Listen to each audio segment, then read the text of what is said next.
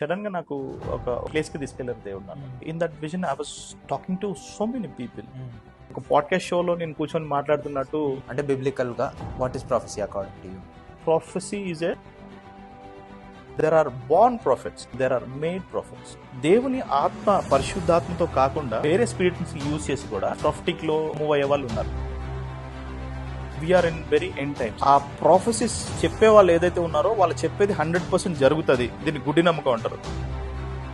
Elections times లో కొంతమంది చూస్తూ ఉంటారు, వాళ్ళు గెలవలేదు. మరి పరిశుద్ధాత్మ వరాలు ఉన్నాయని ఒక డౌట్ ఉంటుంది. ఎప్పుడైతే నీవు నీటిలో బాప్తిసం తీసుకుని పైకి లేస్తావో, ఈ 20 years గా I'm just depending on Holy Spirit. Superior అనేది మీరు చెప్పాలనుకుంటే దేవుడు వారికి ఇచ్చిన కాలింగ్ బేస్ చేసుకుని ఉంటుంది. Is it possible to increase your capacity or increase that responsibility that God has given you? బైబిల్లో ఒక మాట ఉంటుంది. What does it actually mean to dedicate your life?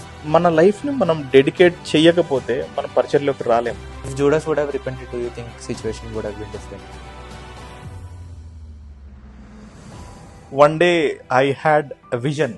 ఇప్పటి వరకు ఇలాంటి వారు, ఈ బాధ్యత కలిగిన వారు, you are the 5th person. Next నేను అడిగిన వెంటనే క్వశ్చన్ ఏంటంటే, నువ్వు 5వ వ్యక్తివి అని అన్నప్పుడు మిగతా 4 ఎవరని అడిగాను నేను.